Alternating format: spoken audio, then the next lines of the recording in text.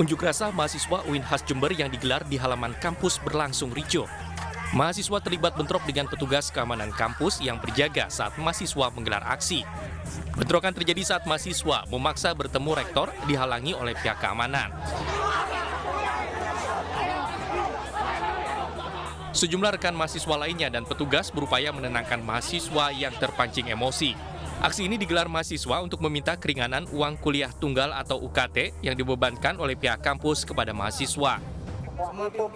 Semua mahasiswa yang mengajukan keringanan UKT di masa pandemi mendapatkan keringanan sebanyak 45%. Tapi ternyata 3.000 berkas yang masuk ke rektorat hanya 500 sekian. Tidak sampai 1 bulan itu kami mengeluarkan 2 SK. Pertama adalah banding UKT, yang kedua adalah keringanan UKT. Bedanya kalau banding UKT adalah selama menjadi mahasiswa, tapi kalau ini adalah fasilitas sesuai dengan peraturan Menteri Agama. Aksi mahasiswa kembali berjalan tertib sambil diisi dengan teatrikal di halaman kampus. Dari Jember, Jawa Timur, Bambang Sugiarto, iNews melaporkan. Ketua KNPI Haris pertama dibawa ke rumah sakit lantaran dikeroyok sejumlah orang tak dikenal. Belum diketahui motif dari pengeroyokan itu. Haris pertama dikeroyok orang tak dikenal di sebuah restoran di kawasan Cikini, Jakarta. Ketua Bidang Hukum KNPI Media Rizka Lubis mengatakan dari keterangan para saksi di tempat kejadian perkara, pelaku berjumlah 3 orang. KNPI sudah melaporkan kasus pengeroyokan ini ke Polsek Menteng dan polisi telah menggelar olah tempat kejadian perkara.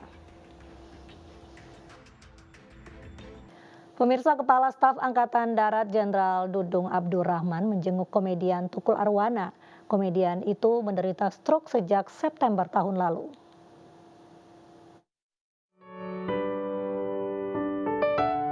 Kepala Staf Angkatan Darat Jenderal Dudung Abdurrahman menjenguk komedian Tukul Arwana. Usai menjalani operasi, kondisi komedian Tukul membaik dan dapat merespon kunjungan Jenderal Dudung. Dalam kesempatan ini, Jenderal Dudung berusaha mencairkan suasana dan sesekali menunjukkan video yang menghibur Tukul. Tak jarang senyum dan tawa pun keluar dari wajah Tukul yang tak dapat menutupi rona bahagia. Sesekali Jenderal Dudung memanfaatkan momen kebersamaannya dengan memberikan pijatan ringan kepada Tukul. Usai mengalami pendarahan otak September tahun lalu, Tukul Arwana kini berangsur membaik.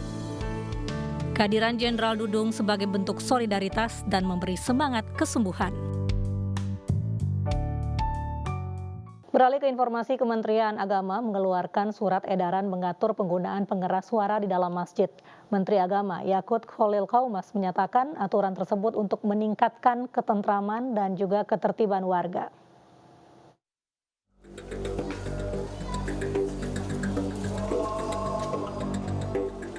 Umat Islam Indonesia kini harus lebih bijak dalam menggunakan pengeras suara di masjid dan musola demi kepentingan bersama. Menteri Agama Yakut Khalil Qaumas mengeluarkan surat edaran yang mengatur penggunaan pengeras suara. Aturan ini meliputi penggunaan pengeras suara luar dan pengeras suara dalam. Menurut Yakut, pengeras suara masjid dan musola merupakan kebutuhan umat Islam. Namun pada saat bersamaan, masyarakat Indonesia juga beragam, baik agama, keyakinan maupun latar belakang. Dalam surat edaran Menteri Agama soal pengeras suara luar boleh digunakan selama 10 menit sebelum azan subuh dan sholat Jumat, 5 menit sebelum sholat zuhur, asar, maghrib, dan isya. Sementara untuk kegiatan ibadah seperti zikir dan doa setelah sholat dianjurkan menggunakan pengeras suara dalam.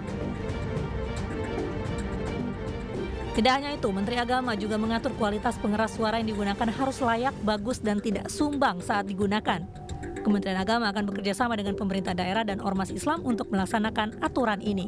Tim Liputan iNews melaporkan. Setelah mangkir dari pemeriksaan dan berobat ke Turki, pegiat trading online Indra Kents kembali ke Indonesia. Bareskrim Polri menanti kepulangan Indra dengan sangkaan kasus pencucian uang dan penyebaran berita bohong.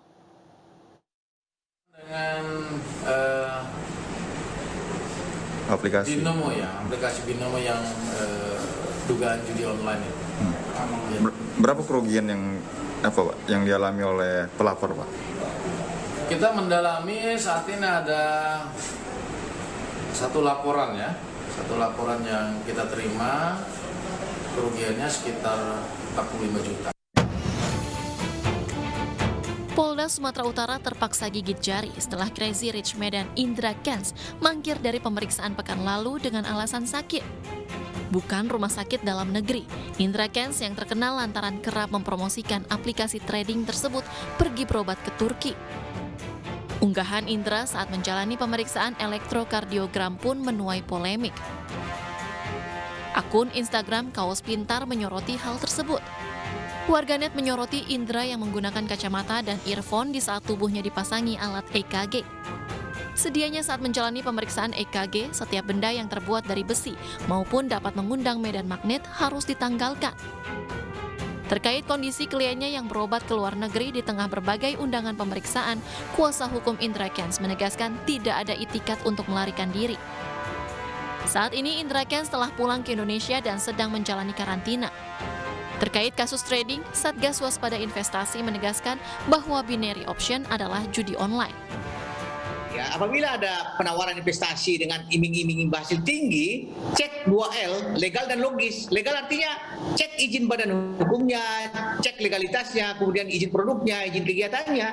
Kalau tidak ada izin ya jangan diikuti. Seperti ini Binomo ini kan tidak ada izinnya di Indonesia.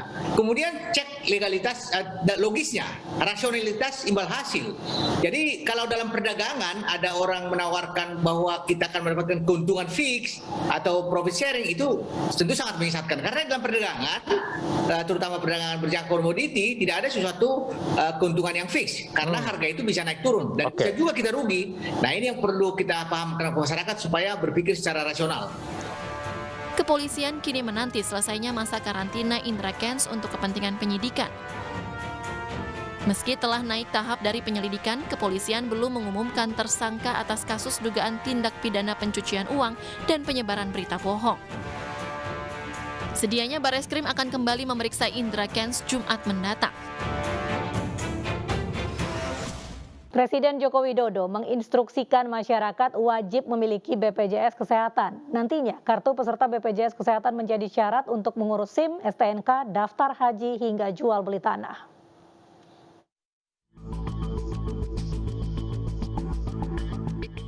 Mulai 1 Maret 2022, kepesertaan BPJS Kesehatan akan menjadi syarat bagi masyarakat yang ingin mendapatkan pelayanan publik. Aturan ini tercantum dalam Instruksi Presiden Nomor 1 Tahun 2022 yang diteken Presiden Jokowi 6 Januari lalu. Menurut aturan, warga harus terdaftar secara resmi di program BPJS Kesehatan untuk mengurus berbagai keperluan, mulai dari mengurus SIM, STNK, dan SKCK, pendaftaran haji dan umroh, hingga urusan jual beli tanah.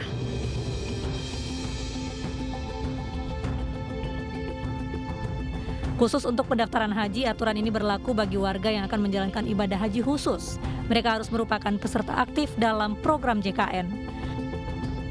Artinya kini warga wajib terdaftar dan patuh membayar iuran BPJS Kesehatan agar bisa dilayani.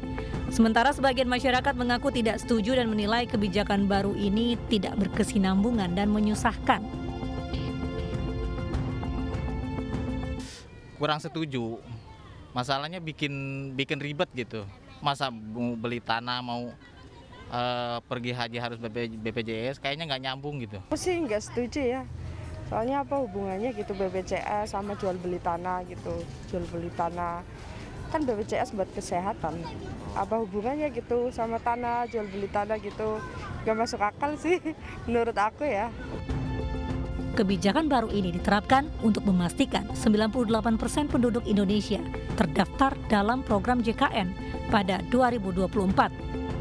Sementara pada tahun lalu jumlah peserta JKN baru mencapai 235,7 juta orang atau 86,17%. Tim Liputan iNews melaporkan. Pemirsa, Kota Bitung di Sulawesi Utara memiliki potensi wisata menjanjikan. Ditambah dengan beragam aneka kerajinan tangan buatan masyarakat lokal, kota ini sangat menarik untuk dikunjungi wisatawan. Kementerian Pariwisata dan Ekonomi Kreatif akan mengembangkan potensi produk ekonomi kreatif di kota ini agar bisa dikenal dan dipasarkan lebih luas.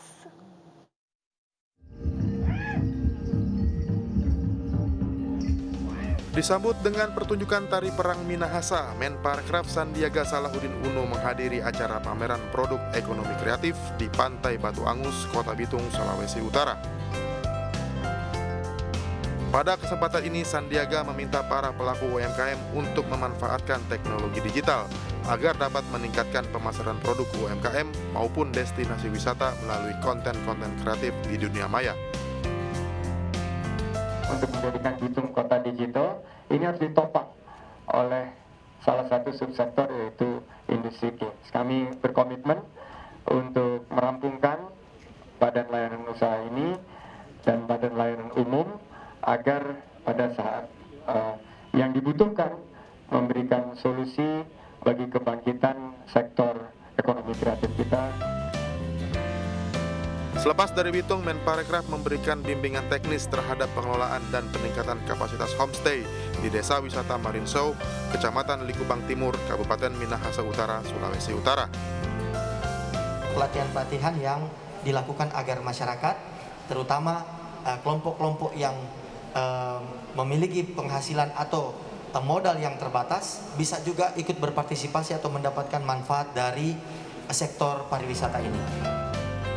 Menparekraf berharap dengan pelatihan ini Desa Wisata Marinsau dapat menciptakan hunian berkelas sehingga dapat memberikan kenyamanan bagi wisatawan yang berlibur. Dari Sulawesi Utara, Lisa Oktaviani, Eri Nugraha, iNews melaporkan.